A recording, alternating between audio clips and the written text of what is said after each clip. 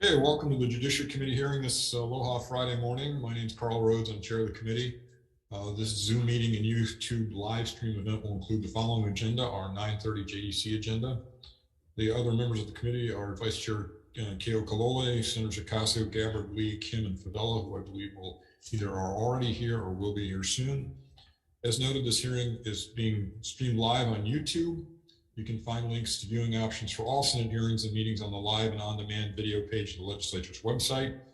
If you're interested in seeing the written testimony, you can go to the legislature's website at capitol.hawaii.gov, capitol.hawaii.gov, capital with an O.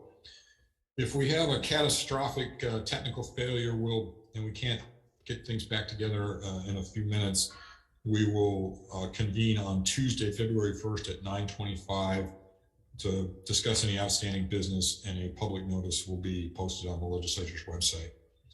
For the people testifying remotely, all testifier audio will be muted and video disabled until it's your turn to testify. I've had for many years a two-minute time limit on testifying orally, but if you can hang around, members often have questions, and you may, if you have the time.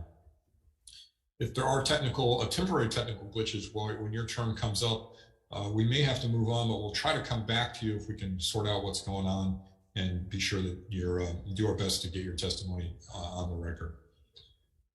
And I believe that's it. Let's go ahead and get started. Let's see, my first bill today is SB 204. SB 204 authorizes the Department of Land and Natural Resources to use in lieu fee mitigation to restore, create, enhance, preserve, and any combination thereof aquatic habitats or resources as compensatory mitigation.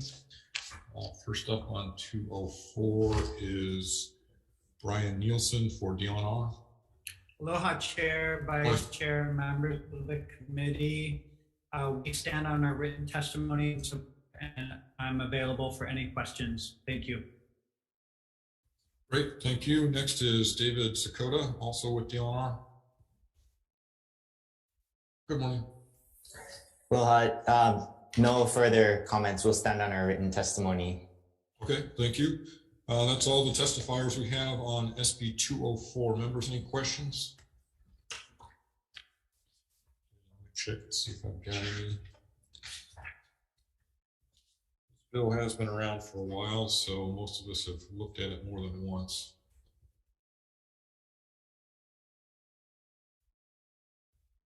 Probably, what do you do without this bill in place? What do you do when when there's damage to the environment? How does the process work now? Yeah, thanks for the question, Senator. So there's planned activities, like constructing a new harbor or expanding a harbor. That'd be a planned activity, and we would arrange in advance how the corals lost during that construction would be mitigated for. We'd have to develop a restoration plan, go through all the permitting to implement that plan. So it's kind of a process catered to each individual event. There's also unplanned events where a bunch of corals are damaged, and then we have to mitigate for that loss as well, which is the same process. You've got to come up with a restoration plan, go through the permitting. With this in lieu mitigation, you could set up a larger restoration site, have a restoration plan, go through the permitting, and so any new revenues that are generated through some sort of planned or unplanned event could just feed into this already established project. So it streamlines the planning and permitting phase. So it just kind of gives us one more tool to help put the resources back into the ocean rather than planning and permitting. Okay, thank you. Members, any other questions? Okay, seeing none, let's go ahead and move on. Thank you both for being here, appreciate it. Next is SB 570. This amends the definition of historic property. First up on 570 is Alan Downer, Administrator of the State Hawaii Preservation Division. Hello, Doctor. Aloha, Chair, members of the committee. And the department stands on its written testimony and support. Happy to answer any questions. Great, thank you. Next is Wayne Chung Tanaka, Chapter Director for Sierra Club of Hawaii. Good morning. Morning, Chair Rhodes, Vice Chair Keoho Kalode, members of the committee. Wayne Tanaka with the Sierra Club of Hawaii. We oppose this measure as drafted. However, we do believe that there is an easy fix that can fully serve the purposes of this bill, which we recognize as a legitimate one, but that will also prevent the inadvertent removal of protections for Native Hawaiian culture sets and features, which may be key to restoring the values, the practices, and the knowledge that enabled our islands to be sustainably inhabited for centuries. So please consider this simple amendment that's in our testimony, and happy to answer any questions that the committee may have. Thank you. Great. Thank you very much. Next, we have Office of Hawaiian Affairs with comments. Kirsten Faulkner, Executive Director of Historic Hawaii Foundation in support. Mara Mulrooney, President, Society for Hawaiian Archaeology in opposition. Dara Carlin in support. Kyra Resch in opposition. Stephanie Sakamoto for BIA in support. Lucian Denaya in opposition. David Mullenix for Our Revolution Hawaii in opposition. That's all the testimony we have on this. Members, any questions for the two who have come to join us this morning? Okay, let me just double check.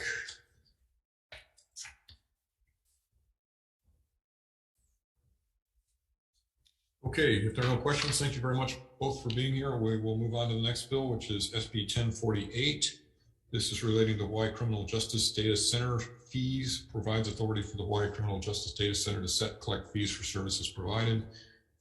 First up on this, actually the only one on this, is Philip Higdon for the Attorney General. Good morning. Good morning, Chair Rhodes and members of the committee. My name is Philip Higdon, Assistant Administrator with the Hawaii Criminal Justice Data Center. Written testimony has been provided, but I'd like a brief summary of what we've provided. Currently, Hawaii state statute sets certain fees, not all fees, that we set for services for the data center, and this bill will allow us under one single method through the administrative method to set fees, whether they're increased or decreased.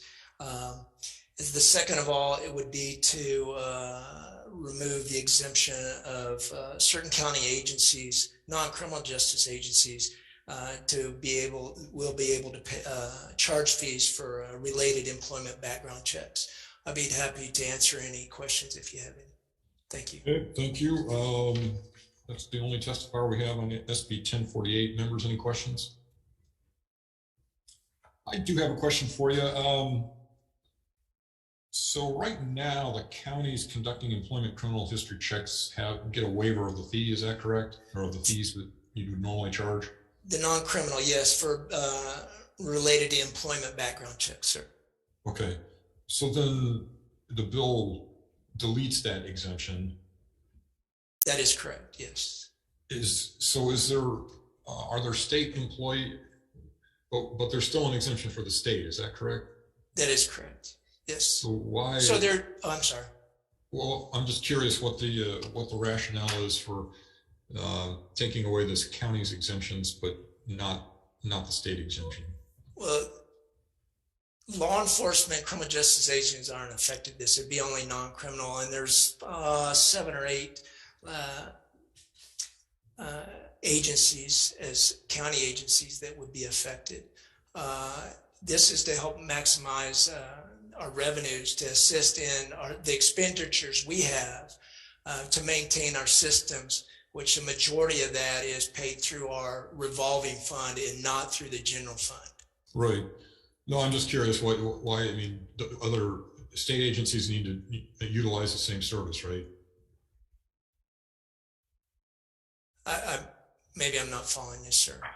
I mean, if the county has, I'm assuming these are, or my understanding is that these are used for employment criminal history checks. Does the state not have to do criminal employment history checks for? They do as well, but they are exempt, yes. And that's my question. What's the difference? Why exempt the state and not the counties? Well, the thought is that we're servicing our own, the state agencies, we're servicing them. We are, is my understanding that some county agencies are charging state agencies for certain services they provide. Mhm. So that was the rationale that Okay. expenditures, yes. All right. Okay, thank you. Members, any other questions?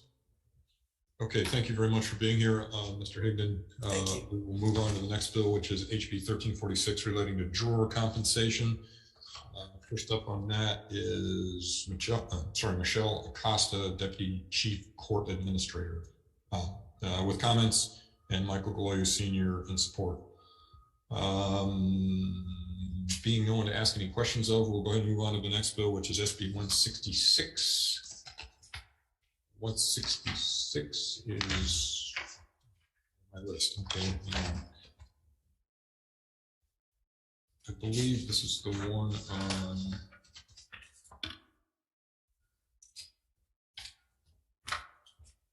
where is it?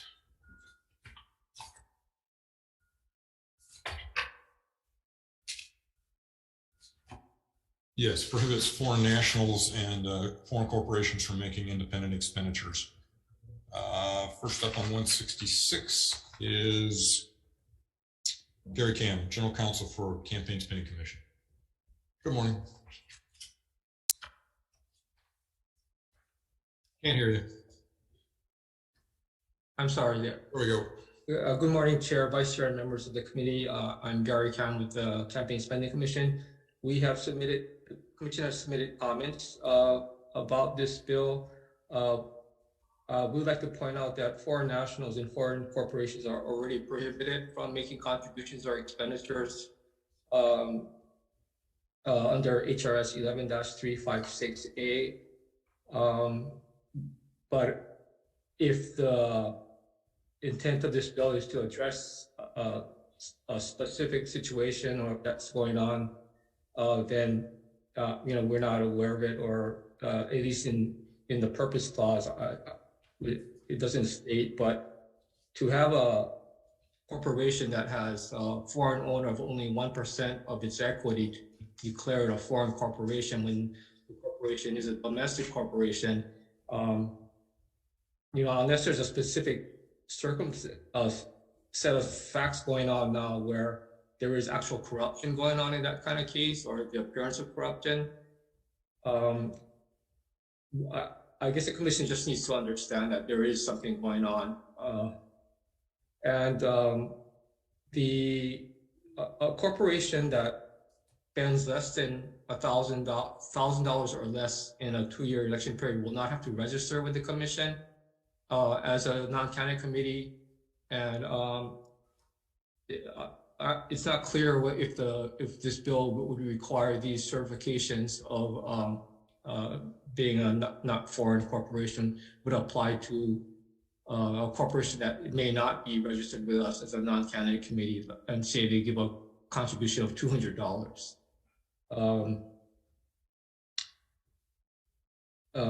Again, that's all I have to say. Those are our comments. Okay, thank you. Members, I messed up. So let's suspend on 166 for a minute and back up to SB 1118, which was actually the next item on the agenda. The reason I missed it was because there's no testifiers on it. So this bill would amend Section 311-2 to remove the governor from the Education Commission of the states and add the executive director of the Hawaii State Public Charter Commission. So there are no testifiers. So we will deal with that later, but let's go back to SB 166. So Mr. Cam is testifying. Next up on the list is Sandy Ma, Common Cause Hawaii. Good morning. Good morning, Chair, Vice Chair, members of the Senate Judiciary Committee. My name is Sandy Ma, and I'm with Common Cause Hawaii. We stand in our written comments in support of SB 166 with suggested amendments. We think that this bill with suggested amendments will improve our current law to strengthen the current law against foreign influence in our elections. You have our suggested amendments. I will not go through them, but if you have any questions, I'm available. Thank you. Thank you very much. Next is John Bickel, President for Americans for Democratic Action, in support. Aaron McKean for Campaign Legal Center, in support. Dara Carlin, in support. Michael Sozan for Center for American Progress in support, Jason Corda in support, Melissa Corda in support, Ron Fien for Free Speech for People also in support. That's all the testimony we have on SB 166. Members, questions? Let's see. Chair, I have a question. Sure. Senator Ken, was that you? Yeah. Yeah, go ahead. Yeah, for Ms. Ma, just wanted to find out, is there been problems with this? I guess I'm just following up on the questions or concerns raised by campaign spending. Thank you, Senator Kim. Common Cause's position is that we should not wait for an issue with foreign interference to be reactive. We should be proactive in securing our campaign finance laws from foreign interference. We have seen a wave of foreign spending in national elections and in other states, and so we do not want to be reactive in Hawaii. Thank you for that, Senator. Okay. Campaign spending, you have a comment on that? Well, I was just raising an issue on, we're trying to justify the campaign finance. The only justification for campaign finance, I believe at this point, is to deter corruption involving public officials or the appearance of corruption. And I understand that there might be specific situations going on, maybe even in the state or across other states, but the commission is not aware of any. And defining a domestic corporation with a foreign owner of 1% of its equity, which is basically, I don't see how there can be any influence with just 1%. That might be overreach. I don't know. Thank you. Thank you, Mr. Chair. Thank you. Members, any other questions? Mr. Cam, I did have a question for you. So Campaign Spending Commission suggested an amendment, which could you just talk about the amendment a little more? Do you think that addresses the whole problem, or would just limit the foreign corporations that needed to report to those who are actually spending more than $1,000 a cycle? No, I just raised the issue because if a corporation is not a non-candidate committee because they didn't spend enough money, they might not realize that this certification needs to be filed, if that is a true intent of this bill. That's the problem. Okay, but maybe I'm misremembering, but I thought that campaign spending had suggested an amendment. Well, we have suggested two amendments. The first one is at page 6, line 6, to replace foreign corporations with a foreign-owned domestic corporation. And that's just to make it consistent with what is now subsection C in this bill. That's a language that is currently in our statute. Okay. And the other amendment is regarding the non-candidate committee certification, where if the super PAC cannot get a certification from its top contributors that it did not give funds that are foreign, that are derived from foreign sources, and they have to put in their ad that of foreign money may some of the funds to pay for this message may have been provided by foreign corporations. We would prefer that instead of that the non-candidate committee be made to give the contribution back to the contributor if the contributor is not willing to certify that the contribution is not from federal.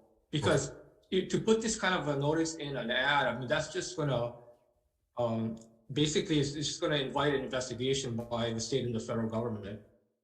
Right. So yeah, okay, understood.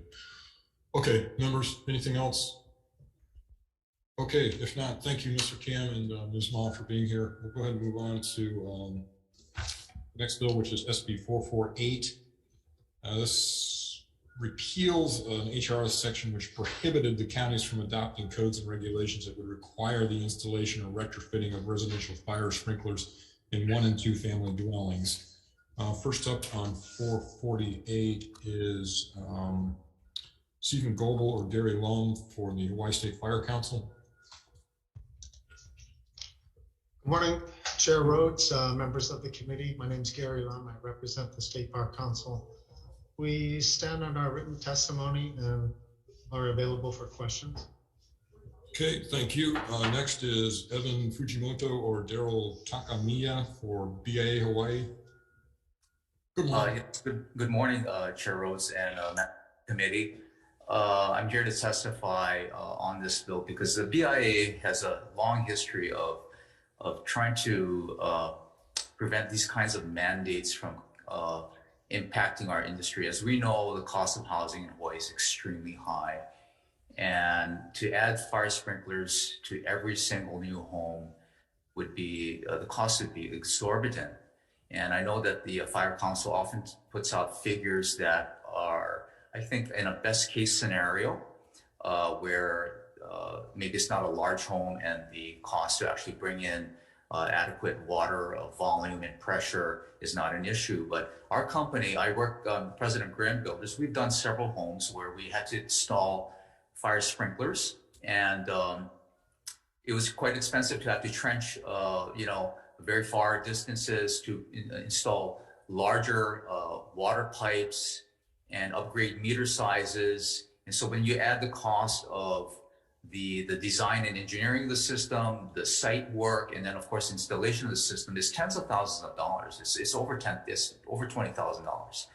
And so we really want to prevent our industry from having to absorb these kinds of costs, and every individual home buyer to face those kinds of costs, especially in this lack of affordable housing environment that we've suffered through for so long.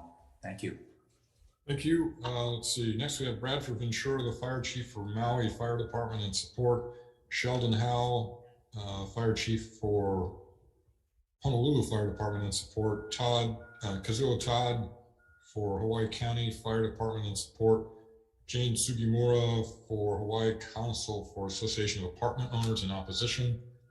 And Greg Thielen, president for Complete Construction Services, also in opposition. That's all the testimony we have on SB 448. Members, any questions? Senator Keokalole. Yeah, hi, thank you, Chair. For Mr. Fujimoto. So I had just assumed that an existing water system that can handle, hose volume for people who water their plants in their backyard, or, set up a slip slide and shower, sink, all of that would be sufficient to handle a sprinkler system. What you're talking about right now is not included in your testimony. Can you elaborate on that? How much more than a typical, say a Hicks home in Kahalu'u that's on the water system, how much more volume would you need to, in order to incorporate a sprinkler system, and what type of retrofit are we talking about? Sure. Well, in one case, we were building a new home in Paoa Valley, and there was actually a fire hydrant right in front of the property, but the volume at the hydrant itself was insufficient to guarantee that the fire department would have sufficient water volume to put up a fire on that street. In fact, there was a fire up at the end of the street some years prior. So our home required fire sprinklers, even though the hydrant was right there. Now, fortunately, in that case, the meter was sufficient in size. It was a 5/8 meter, and the run from the water shuttle, the water supply valve to the house was maybe about 80 feet, so it wasn't too bad. But we've had jobs where it's a function of elevation of the house to the street and the distance. So if you have a really long distance, sometimes the fire sprinkler engineer will upgrade the pipe size from, let's say, a 5/8 or 3/4 inch line to something larger. Could be 1 inch or 1.25 inches. And then they will also recommend if it's just a 5/8 water meter, they'll recommend upgrading to a 3/4 inch meter. Now, most meters are 3/4, I believe, on this island. So it really, just talking with others in our industry, every time they've encountered this on a case-by-case basis, it all depends on the site conditions, like I said, distance from the meter and the elevation of the house. And of course, the size of the house too, because once the water gets into the home, I mean, if it's a really large home, that's just a lot of piping that you're running, right? And from what I understand, the system is designed to drive, I think, 2 or 3 heads at any given time. It's not like every single head has to go off, right? That's the way these fire sprinkler works. It works. If it's the fires in the kitchen, you're gonna have 2 heads maybe in that area that will go off. But I think it's highly unlikely that if there's a fire in the kitchen and the sprinkler's on, that the family's gonna keep the tub running in the back of the house, right? So it's true. Yeah. I guess that's good enough. I just didn't have any, I think, understanding of that of the point you're trying to make. So thank you for that. Thank you, Chair. You're welcome. Thank you, Mr. Lum. Can you respond to the same question to Vice Chair Keokaloli's question? Oh, thank you. Admittedly, there are some cases where the installation of a sprinkler system in a home does require increasing the size of the meter, piping, etc. But typically, current fire sprinkler technology allows for the system to be integrated with a domestic water supply, and a 3/4 inch size water meter is adequate to supply that. Okay, thank you. Members, any other questions? Yes, Senator Keokaloli, go ahead. Yeah, for Mr. Lum, okay, so we're talking about 5/8 versus 3/4. So how prevalent is the distribution of these 5/8 meters versus the 3/4? I know that this gets really specific and kind of complicated, but I'm just trying to understand, based off of our existing housing in Hawaii, how many people would require a water system retrofit versus whatever sort of I guess, in structure plumbing that would be necessary just to do the installation of the sprinkler. Do you guys know? Okay. Our information and discussion with a few plumbing and sprinkler contractors indicated that typically the 3/4 inch meter size that's in place in most modern subdivisions is adequate to supply that fire sprinkler system for a 1,800 to 2,000 square foot house. Okay, but we don't really know what the current distribution of that kind of capacity is. No, I don't have that information. Okay, thank you. Thank you. Members, any other questions? Okay, seeing none, let's go and move on to the last bill on the agenda, which is SB 449. This requires sellers of residential buildings or structures to provide approved smoke alarms in accordance with current state or county building or residential codes. First on 449 is Stephen Goebel and Gary Lum for Hawaii State Fire Council. Morning again. Good morning again. Gary Lum, we again stand on a written testimony and available for questions. Okay, thank you. 2 other testifiers on this are Bradford Ventura, Fire Chief for Maui Fire Department in support, and Sheldon Howell, Fire Chief here in Honolulu, also in support. That's all the testifiers we have. Members, any questions for Mr. Long? Let's see.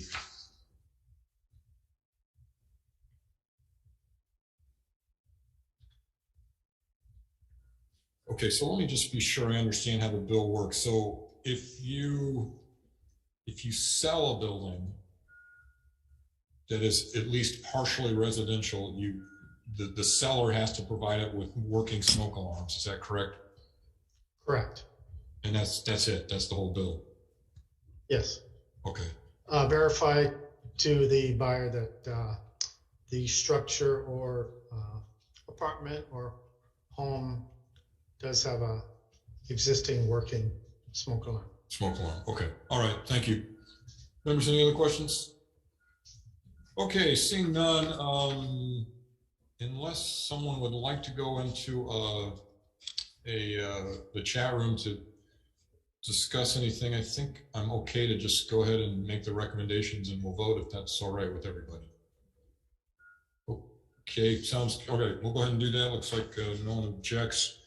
So first up is SB 204. This authorizes the Department of Land and Natural Resources to use in lieu fee mitigation for restoration of aquatic habitat damages. Recommendation here is just to move it as is. Question: this bill's been around a while, so who knows what will happen, but it's the issues are pretty clearly understood at this point, I think. Questions or concerns? If not, let's see. We do have quorum. Okay. Vice Chair for the vote. Members voting on SB 204 SD1, the chair's recommendation is to pass this measure unamended. Chair Rhodes? Aye. Vice Chair goes aye. Senator Ocasio? Aye. Senator Gabbard? Aye. Senator Kim? Aye. Senator Lee? Is excused. Senator Favela? Is excused. Chair recommendation adopted. Very much, members. Next up is, oh, I'm sorry. Chair, with 6 votes, recommendation adopted. Okay, thank you, Senator Favela. Next up is SB 570 relating to historic preservation, amends the definition of historic property under historic preservation law. Having reviewed the testimony, there's several different opinions about what direction to go on this, but they're all clearly within the kuleana of the waterland of the so-called subject matter chairs. So I'm going to suggest that we put a bad date on it, July 30, 2075, and let the subject matter chairs figure out what they believe is the correct policy in this situation. I think it probably, considering that a lot of buildings are, even the building I live in right now is going to be 50 years old pretty soon, and a 40-story condo tower doesn't strike me as being of particular historic significance. So I think maybe there's reason to change it. But anyway, my recommendation is a bad date and move it forward. Questions or concerns? If not, Vice Chair. Members, SB 570 passing with amendments. With 6 members present, are there any noes or reservations? Reservations. Reservations for Senator Ocasio. Seeing none other, Chair, all other members vote aye. Recommendation adopted. Thank you. Next up is SB 1048. This is relating to Hawaii Criminal Justice Data Center. Provides authority for the Hawaii Criminal Justice Data Center to set and collect fees for services provided. Recommendation here is to pass with technical amendments only. Questions or concerns? If not, Senator Keokalole. Members, SB 1048, recommendation is to pass with amendments. With 6 members present, are there any reservations or no? Reservations. Reservations for Senator Favela. All other members vote aye. Chair, recommendation adopted. Thank you. Next up, members, is SB 1346. I'm sorry, not just members. Thank you, members, for the vote. For everyone, next up is SB 1346. This would increase jury compensation for a jury or prospective juror from $30 to $50 for each day of attendance at court after serving 5 consecutive days. This is Senator Gabbard's bill. My recommendation is to go ahead and pass it with the increase happening on the first day. So $50 a day, just a flat rate. The amount has not been changed since 1986. And for someone who isn't salaried, who gets called for jury duty, and they lose a day of work for of income, $30 just doesn't get you very far. 50 isn't really enough either, but my recommendation is to go ahead and change it to $50 a day, just flat. Questions or concerns? If not, Vice Chair. Members, SB 1346 passing with amendments. With 6 members present, are there any reservations or no votes? Chair, recommendation adopted. Thank you, members. Next up is SB 1118 relating to Compact for Education. Okay, so this is the one that had no testimony. So in fairness to Senator Kim, who's one of her bills I killed years ago for not having any testimony, I'm gonna just defer this. If the proponents want me to repost it at some point, and I'll consider that, but for the moment, it's just deferred. But don't blame me for that. Well, don't blame Senator Kim. She did not discourage people from testifying on this bill that I'm aware of anyway. SB 166. This is on campaign finance. There's quite a lot of what I thought was interesting and good testimony on this, and I do think it's considering some of the stuff that's been going on at the national level over the last few years, I think it's a good idea to have something like this in place.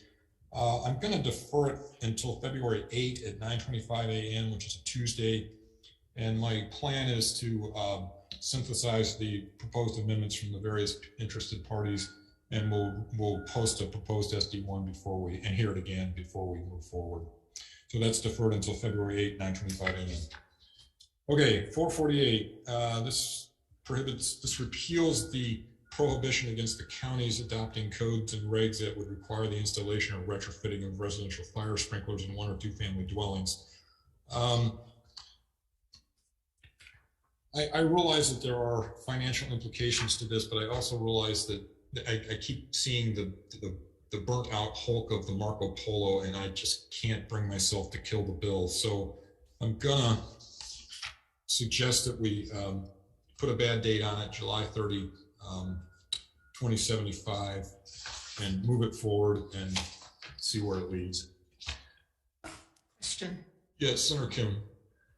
This is for single family dwellings and 2 family dwellings. It's not for condos or big buildings. No, it's not. It wouldn't be as, in fairness, it wouldn't be as big a disaster as a Marco Polo just because it's smaller, but you could still have a pretty bad fire in a 2-story building. So, well, yeah, I agree to that, but also, looking at families who can barely make things meet as far as every day and just surviving, and the cost to them, that's a concern. So yeah, it is a concern. The other factor, of course, is that all this does is kick it back to the counties, and I think that the counties would have a hard time passing something really onerous. Would cost everybody $50,000 or something. So well, I hope not. I think that's very unlikely, but yes, that does open the possibility for. It just opens the door for it. So that's what it does. Senator Casio. Yeah, I was just gonna say that it doesn't actually make it that it actually is going to happen, but it just gives opportunities for different scenarios. Yes, that's correct. Yeah. Any other concerns or questions? Yeah, Chair, I thank you for the amendment. I think it's a good idea to keep it moving for conversation purposes, but at least on Oahu, and I understand this is a statewide you and Donna might be bill, but at least on Oahu, I really would be interested in understanding how many people would need to do a really, I would assume, expensive retrofit if you have to dig into the ground and retrofit your entire plumbing system versus just the hole in the drywall in the ceiling to put in a sprinkler and I don't know, a pipe or two, especially considering the potential this summer that the Board of Water Supply is going to be constrained in allotting out a lot of meters because of this Red Hill situation. With that said, I'll be voting yes. Even a minor plumbing repair can be pretty expensive, so I'm aware of that.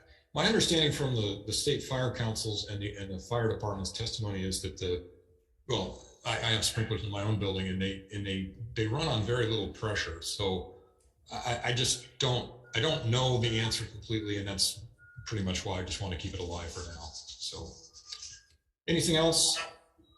If not, Vice Chair for the vote. Okay, member voting on SB 448, the chair's recommendation is to pass with amendments. With 6 members present, are there any reservations? Reservations.